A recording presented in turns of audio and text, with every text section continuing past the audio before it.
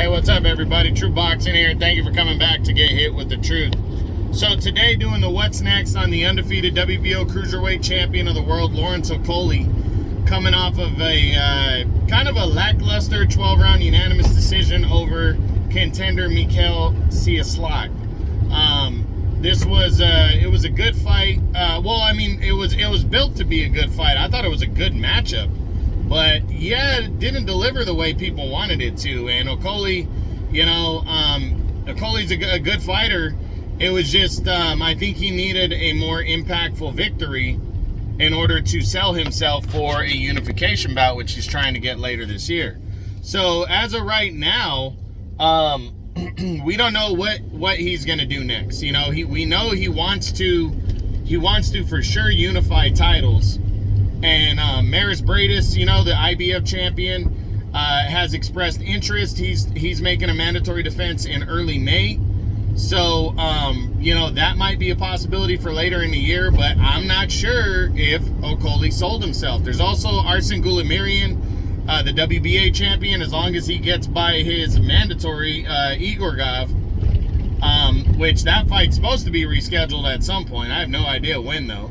And then there's WBC champion Ilunga Makabu, who, just got a controversial decision win in a rematch against Abiso Mashunu.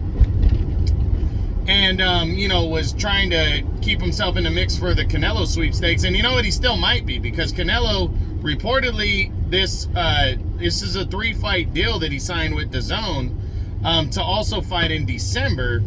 And December, the opponent has not been locked down. We know it's Dimitri Bivol in May, and we know it's supposed to be Triple G in September for a 3rd fight, but we don't know who the December fight is, and we know Makabu's name was thrown out there as a possibility because Canelo would still like to move up and win a championship in a 5th weight class, becoming the first Mexican to do that. But right now, again, I don't know how much Okolie sold himself with this performance. It was kind of, like I said, he scored a knockdown, but it was a lot of holding, and it just wasn't the impactful fight that we wanted from this matchup, because Cieslak's a good fight. So, running through the top 10 roughly, again, we talked about Maris Bradis. He may not have sold himself to earn a Bradis fight. Number 2, Junior Dorticos. I mean, that would be a great option for Okolie to take to prove himself against Dorticos. Dorticos is a knockout king.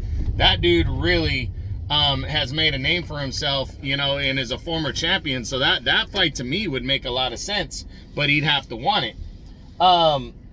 We already talked about Makabu in that situation. Noel Gavor, another guy that I think would be a good option for Okolie, because Gavor pretty much back in 2018 should have got the nod over what's his name, Maris Bradis for the WBO title. That was in the tournament. I'm sorry, that was in the World Boxing Super Series tournament. So he should have got the decision there, and he didn't.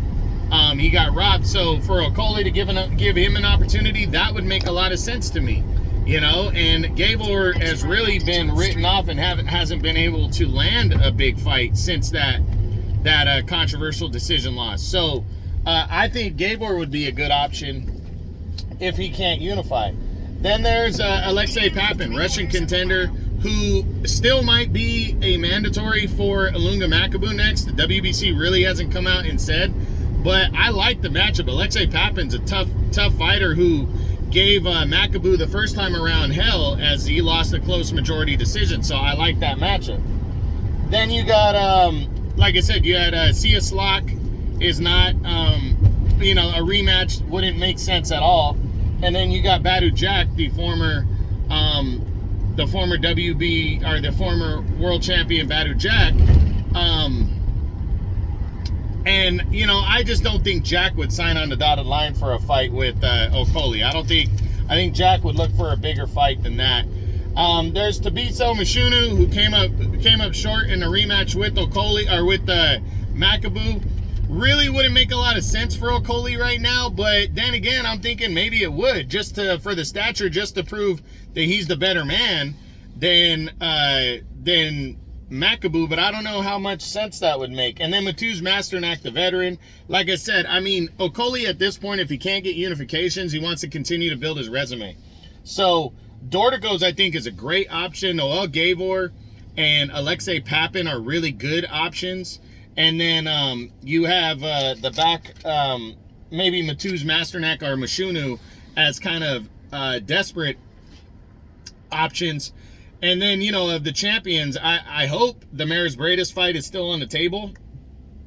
And I just don't know about, you know, Makabu or Gulamarian. But at this point, Okolie, to unify belts, that would put him at the top of the division if he could unify belts. So any kind of unification would be big for him. So we'll see. But that's it. That's what I got. That's the what's next on the undefeated WBO Cruiserweight champion, Lawrence Okolie. I hope you guys enjoyed it. True Boxing, you've been hit with the truth.